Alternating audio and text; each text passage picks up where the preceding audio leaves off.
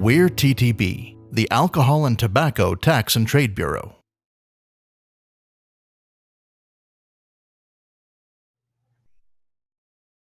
Good afternoon. My name is Christian Fay. I'm the Senior Formula Specialist here at the Alcohol, Tobacco Tax and Trade Bureau. Today, I'd like to present a formula webinar for the TTB Brewers Bootcamp webinar series.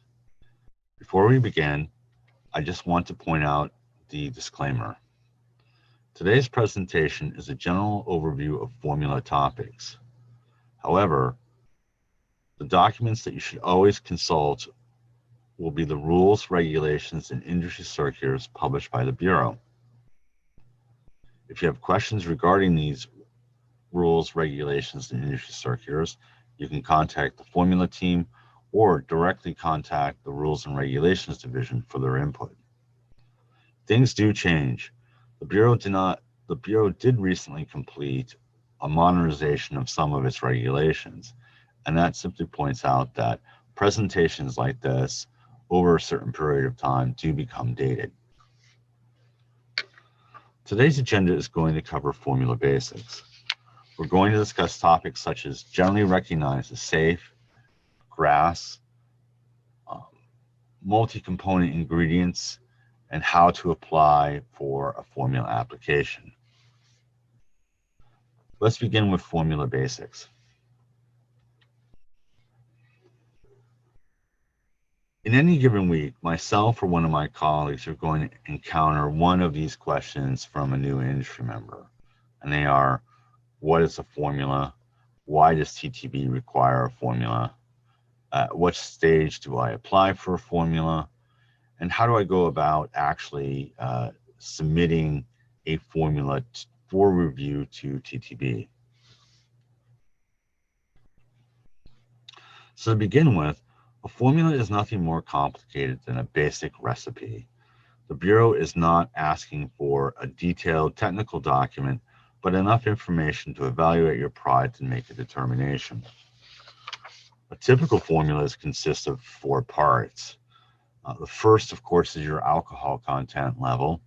The second is called total yield. The concept of total yield seems to be a stumbling block for people who are just starting out in the process. And a way to describe this is it's a convenient working number. It's not an actual production number. If you were to scale up or scale down this number, then the ingredients and the amounts used would follow in a natural ratio. Let's say, for example, if I had 500 gallons of product, that would then require so much ingredients to achieve that yield. The third component of a formula is a quantitative list of ingredients. That is simply a list of ingredients and their amounts in order to reach your designated total yield. The final section of a formula is called the method of manufacture. This is a brief description of the sequence of events you will use in order to assemble your product. The Bureau is not going to ask for complicated technical issues such as what was the pH of your product, your brewer's water before production. It is a thumbnail sketch of what is taking place. So a reviewer who looks at the information you supplied can make a determination quickly what's taking place.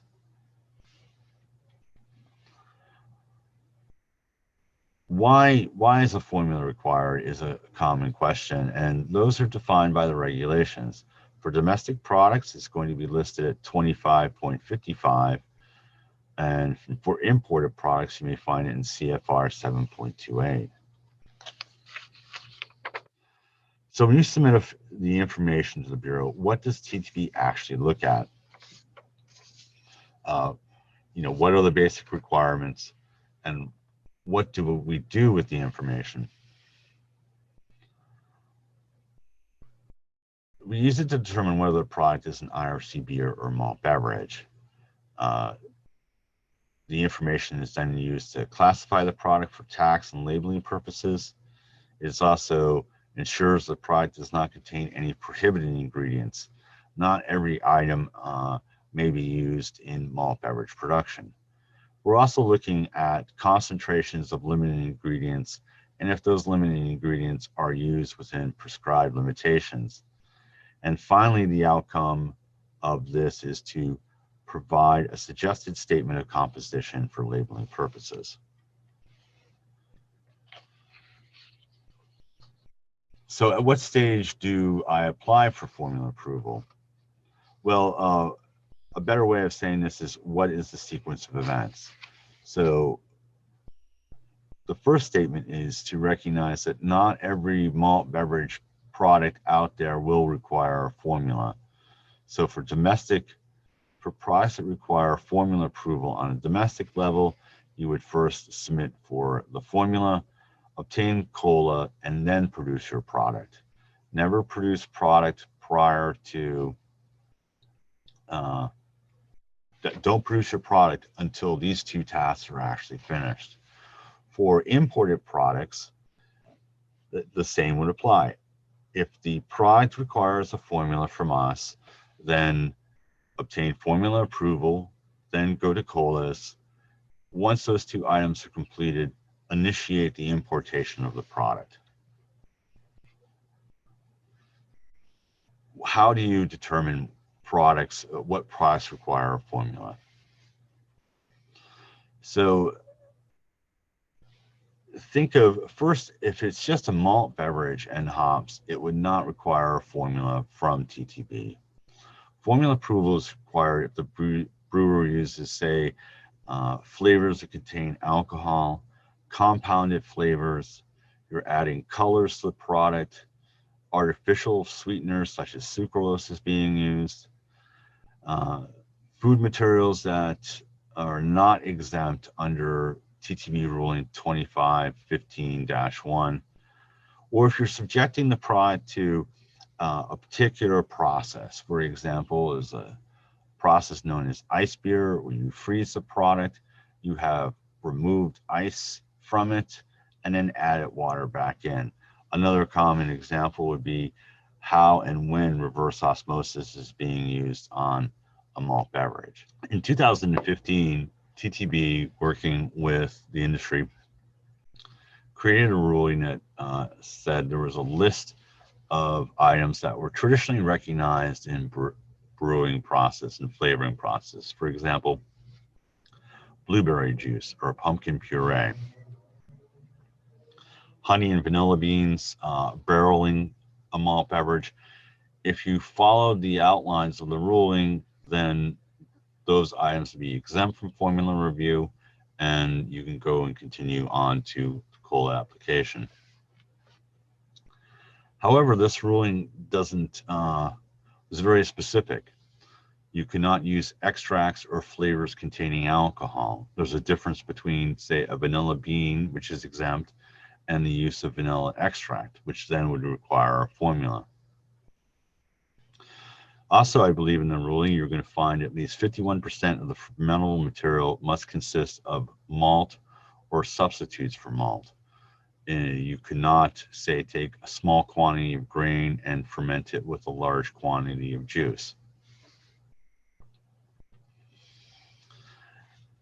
This slide is going to show you actually the attachment 1 from the ruling.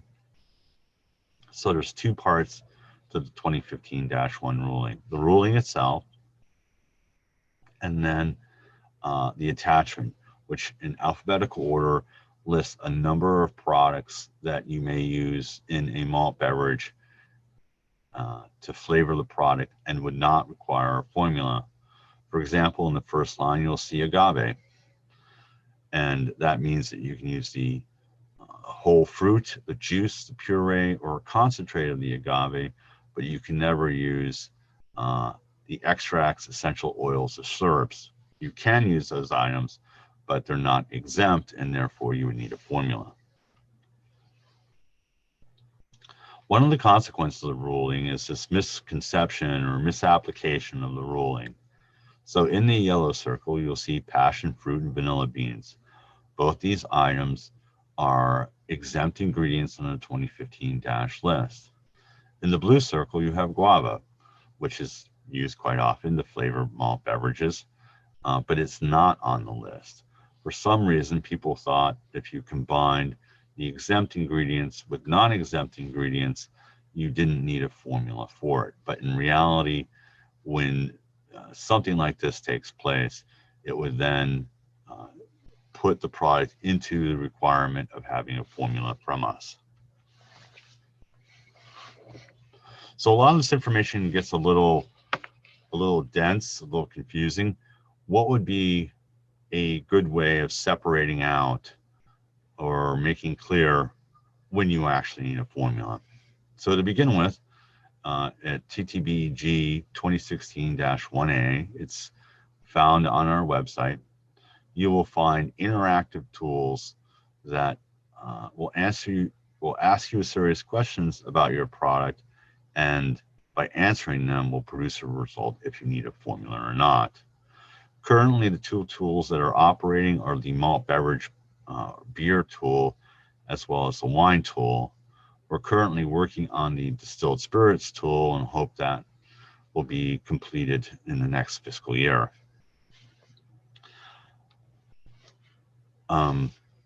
Actually, going back to when you need a formula. So in general, you have a formula tool, but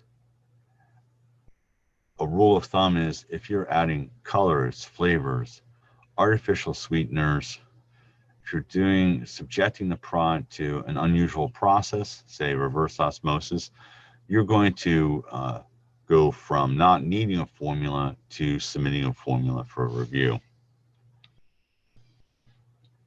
Another question that seems to come up a great deal is how the formula requirements for brew houses. The same standard would apply. In many cases, these brew houses are making traditional malt beverages, which would not require a formula.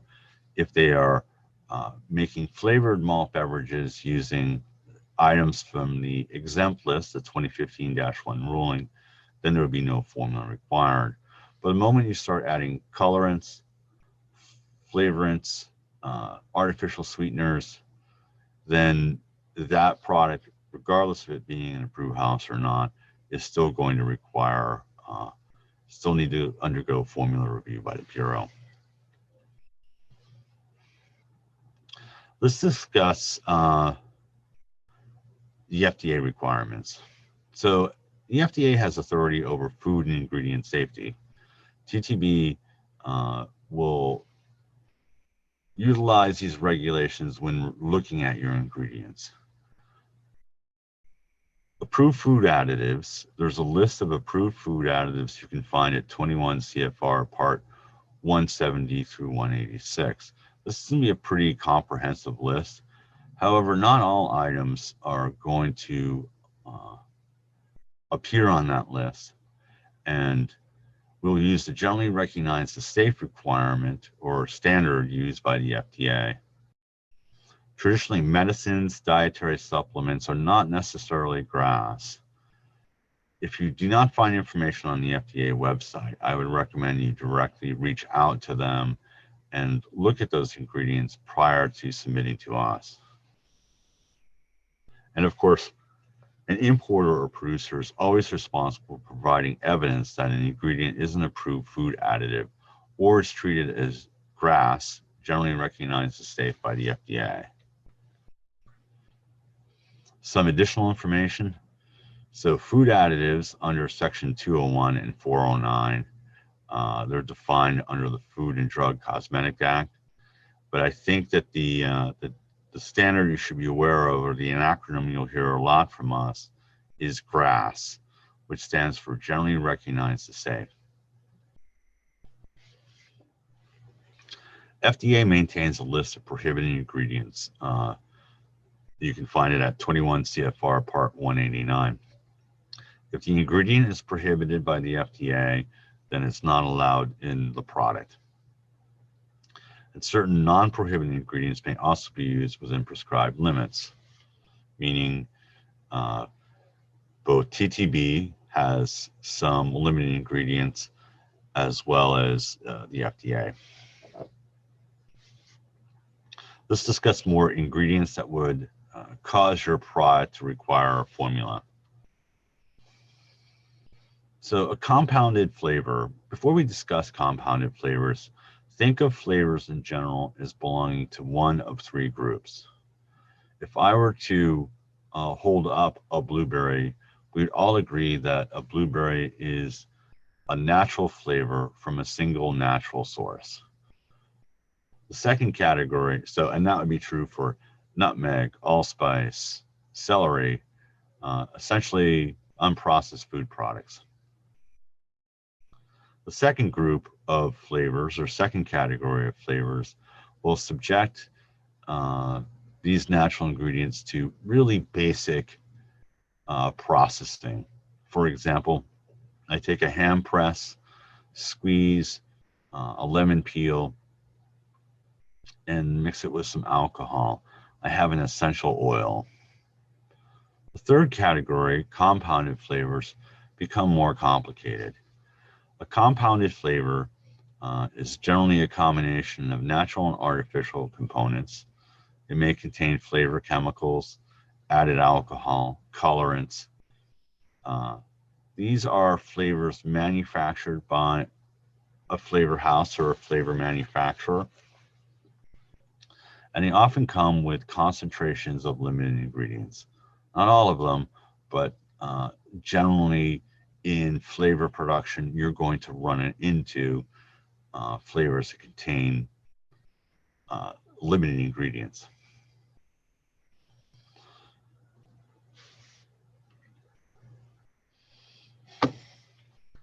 A flavor ingredient data sheet. A bid sheet is a document that includes information about certain ingredients used to make a compounded flavor, in particular, the concentration of limited ingredients. Submit one bid sheet for each compounded flavor used in your product. There is quite a lot of reference material on our website found at TTBG 2017-4 that will go into examples of what a flavor ingredient data sheet looks like, calculation sheets, and how to interpret them. The flavor manufacturer is going to supply it to you, the brewer. This bid is based on an exchange between the flavor producer and TTB, specifically at the TTB non-beverage laboratory. It's a one-page document that is not going to list the ingredients of what's in the flavor, but more importantly, list concentrations of limited ingredients in parts per million. Any colors that are used in the flavor will be listed in this document, and also the amount of alcohol the flavor is used. Many of these compounded flavors are going to have a high alcohol content to them, and the combination of all this information is then reviewed by the formula specialist in order to make a determination. The flavor ingredient data sheet is going to be actually broken up into two sections. So the first four items that you will see on any flavor ingredient data sheet are actually TTB limiting ingredients. And if you exceed any one of these limited ingredients, then that's going to alter the status of, say, a natural flavor to an artificial flavor. The TTB limiting ingredients are synthetic maltol, ethyl maltol, synthetic vanillin, and ethyl vanillin. In addition to the four TTB limiting ingredients, I think it's the next 8 items that appear on the FID sheet are the most common FDA limited ingredients. The big distinction between the two groups of limited ingredients for ALFD, if you exceed those first 4, it just impacts the classification of your flavor and how that flavor is going to be described on your product label. The remaining limited ingredients on the FID sheet, those are FDA limitations. And if any one of those are exceeded, the application will be returned to you asking you to lower the amount of flavor you're using in the product in order to bring those limited FDA ingredients into compliance. The formula simply wouldn't be approved until those levels are lowered. Now, an excellent tool that you'll also find on our website is called the Limited Ingredient Calculation Worksheet. Essentially, this is a set of Excel spreadsheets that you can then add values and amounts that you're using combined with your total yield will quickly determine the concentration levels of limited ingredients found within your product. Let's say I had 100 gallons of malt beverage. I added 10 gallons of a blueberry flavor, and it had a concentration of 50,000 parts per million of synthetic vanillin. The calculation sheet will quickly tell me how much, what's my concentration level of synthetic vanillin in the product, and if I have exceeded a level. In that example, yes, the flavor would become an artificial flavor. So when you are dealing with compounded flavors, you have a large number of compounded flavors, or a compounded flavor with very high concentrations of limited ingredients, and you're using a lot of it, always complete the limited component calculation worksheet and then close that with your submission.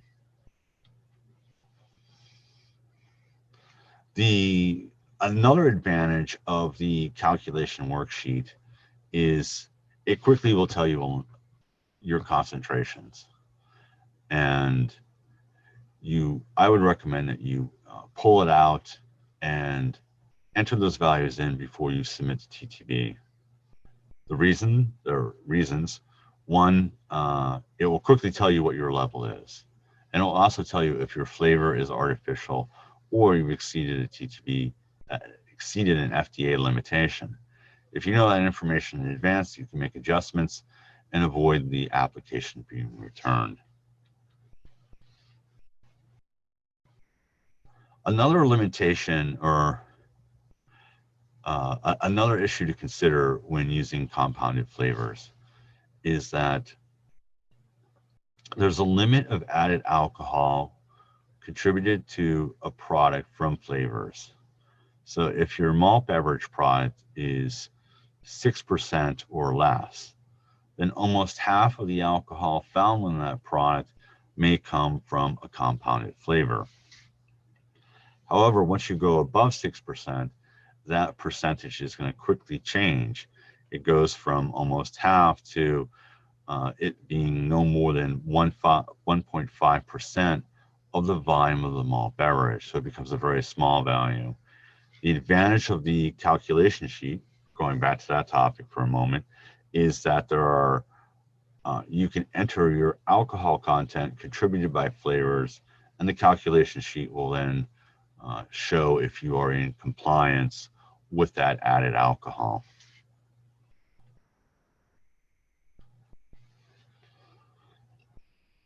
We discussed compounded flavors. Let's go back to the second flavor group first. Let's go back to the second category of flavors and talk about specification sheets. So once again, if I were to hold up blueberry juice, we'd all agree that it's freshly squeezed blueberries. There is no other processing than that. We would say that's a flavor from a single natural source and would accept it at face value as just being blueberry juice. The second category of flavors starts doing things to whole ingredients. They are simple extracts, essential oils. They may even be off-the-shelf food stuff like marshmallows. In that such situation, we'd be asking not for a flavor ingredient data sheet, but for a document called a specification sheet. It's produced by the manufacturer of the ingredient, and it contains an ingredient list. We're not interested in looking at, say, material safety data sheets. We don't need to know when a product is going to freeze or to melt. But when you're asked for a specification sheet, please keep in mind that what we're looking for is a document that specifies what are the ingredients found within this category of flavor.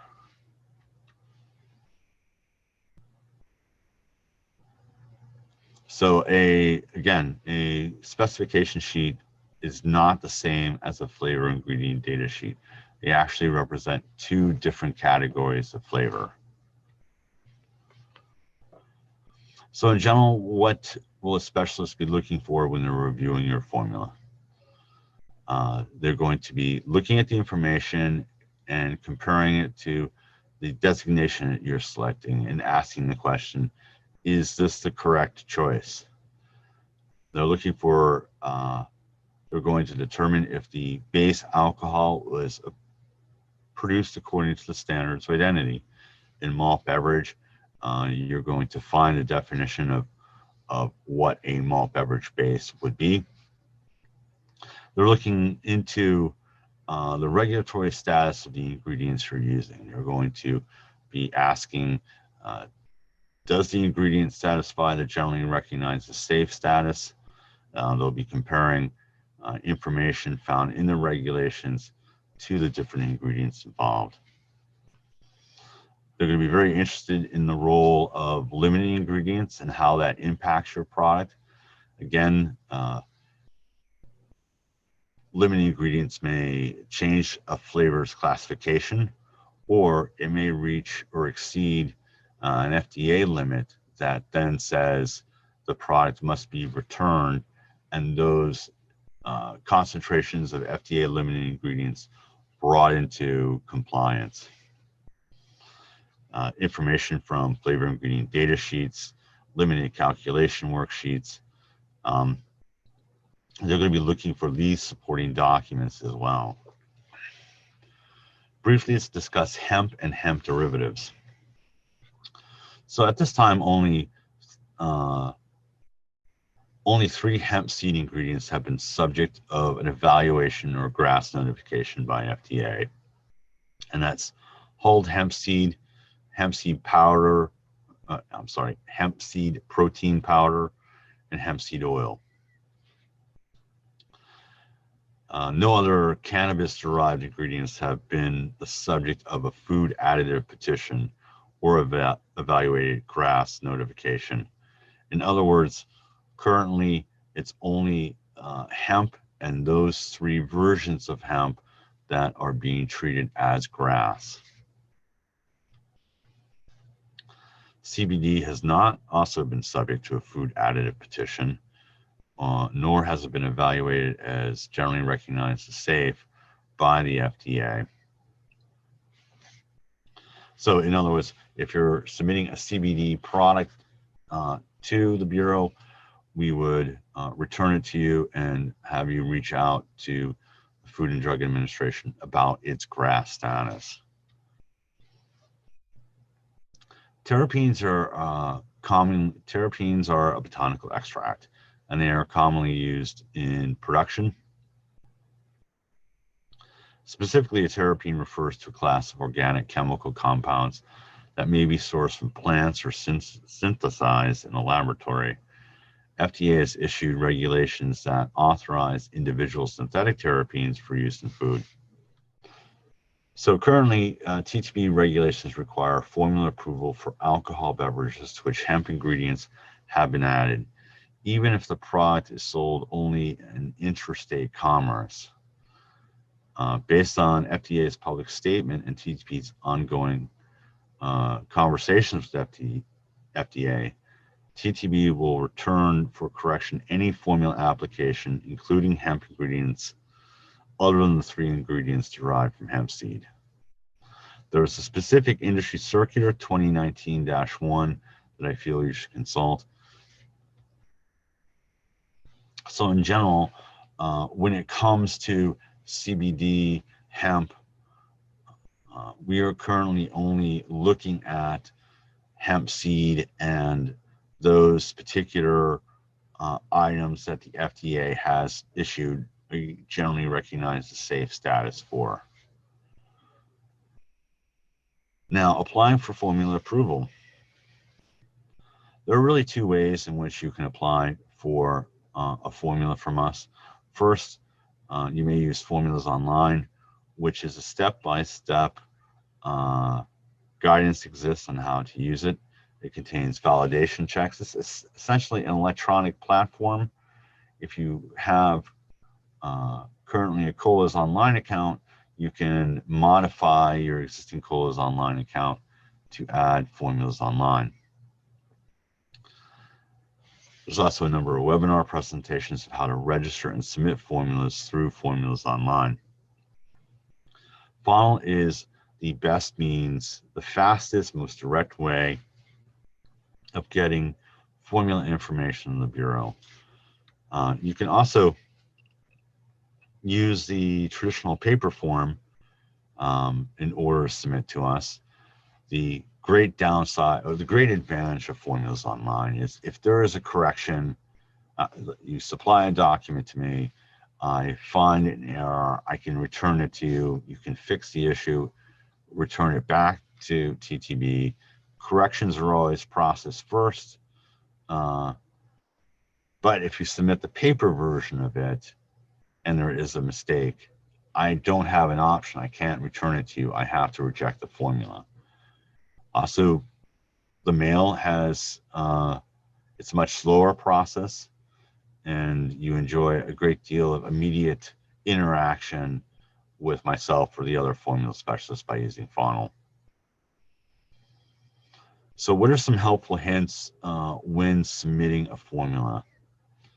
Supply a quantitative list of ingredients. It is total yield, the ingredient, the amount of ingredient.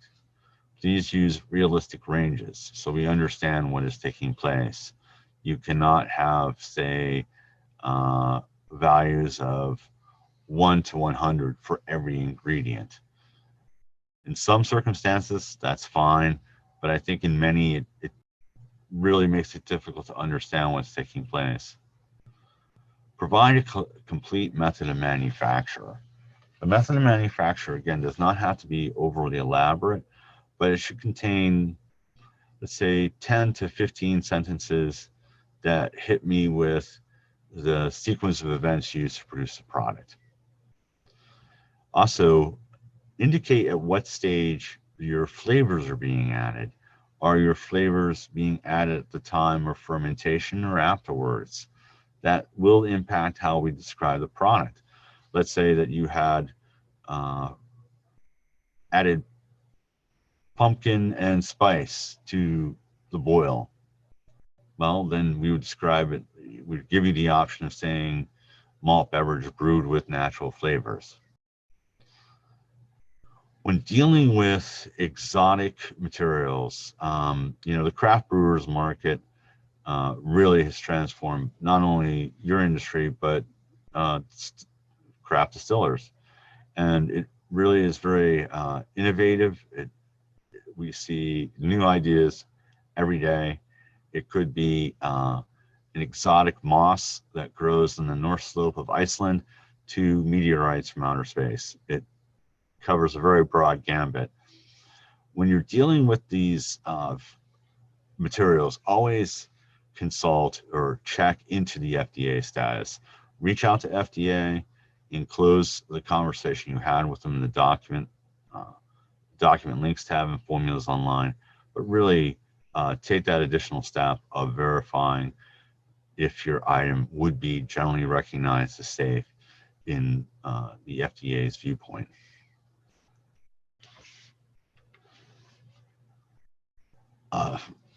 Please upload all your documents. It is frustrating to return an application. People will forget to add flavor ingredient data sheets, specification sheets, and other useful documents that that are important in order to determine what's going on. If you're using a FID sheet, always ensure that there's a TTB assigned company code on the FID sheet. That's an immediate indicator that the flavor ingredient data sheet has gone to the non-beverage laboratory. Look for multiple boxes being checked on your FID sheet. That can be a common mistake where 2 or 3 classifications of the flavor selected, and we don't know which one actually would apply. So just take an extra look at the completeness of your flavor ingredient data sheet before you submit. So what are 5 common reasons that formulas are returned? That's missing the, you have expressed or described the flavor in such a way that we don't really know where it belongs, and we're going to ask for a specification sheet. Again, that's listing ingredients. An excellent example that comes to my mind is marshmallow. Marshmallow has become a popular topic or popular ingredient to add. Simply saying marshmallow wouldn't be sufficient. Include a specification sheet or a product label that lists ingredients. These marshmallows often contain, say, FD&C, blue number 1, or titanium dioxide. The next item is going to be the flavor ingredient data sheet. People list compounded flavors in the document, but the specialist is going to need that FID sheet for the information that's contained on it. Because of the existence of IRC beer, recall that an IRC beer could be made with just malted barley, or it's made with malted barley or hops, but not the combination of two. It may also not exist, but there are many times where people just overlook adding hops, and it raises a question for the specialist: is this an IRC beer, or am I really looking at a malt beverage base? So make sure that in step 3, you list hops as an ingredient. If you're using a large number of compounded flavors, or compounded flavors that have high concentrations of limited ingredients, or you're using a flavor that has a very high use rate combined with high levels of limited ingredients, complete a calculation worksheet. And also a common return reason is people are not aware of the advantage of the 2515-1 ruling and submit a formula to us. Right now, our processing time is very good, but it has also seasonal peaks. And there's nothing more frustrating than submitting a document only to learn that it was not necessary in the first place. What should you do after your formula is approved? Well, the normal flow of events is approved formula, go to the next step, which is COLAs online. However, I recommend that you take a look at the results tab. It's going to contain your statement of composition, and also on the results tab, there is going to be additional information that provides instructions for you. Let's say, recall that the statement of composition is going to be written in an overly broad way.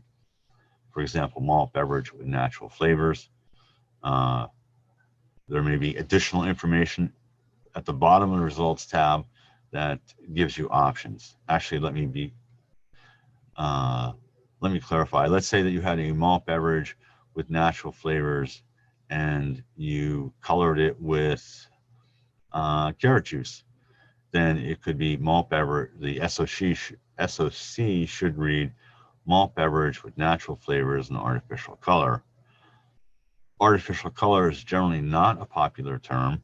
At the bottom of the results tab, you're going to see an additional statement that says, in lieu of artificial color, you may say colored with carrot juice.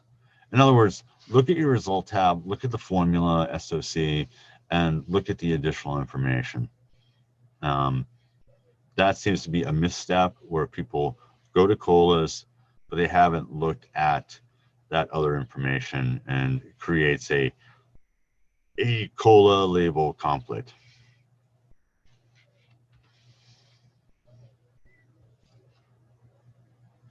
again, let's talk about, I would review the method of manufacture. I review the statement of composition in the results tab. Please keep in mind that a formula specialist is instructed to write in an overly broad way. They will say malt beverage with natural flavor. That does not mean that you're limited to using that statement verbatim. You may say ale with bananas, or ale or stout with blueberries. It is a basic framework in which everything else gets hung on.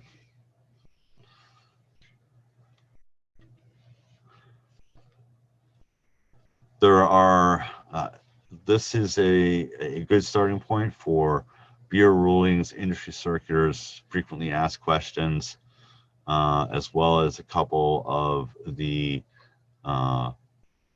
rulings we talked about. 2016-1A is, for example, laboratory analysis, but I would definitely look for TTB 2015-1. That's the exempt ruling that's been mentioned a few times in today's presentation, and I would keep that handy. And also our contact details. The best way to reach us is you can reach the formula team through the customer service line at 866-927-2533. You're going to listen for the formula division. It will put you into a telephone tree, and you would listen for the formulas prompt to get us. I would like to thank you for your time today, and if you have a few minutes, please take a look at the survey. And again, thank you very much. Visit TTB's official YouTube channel at USTTB.gov for more TTB-related content. And remember to click subscribe so you'll always know when we upload new videos.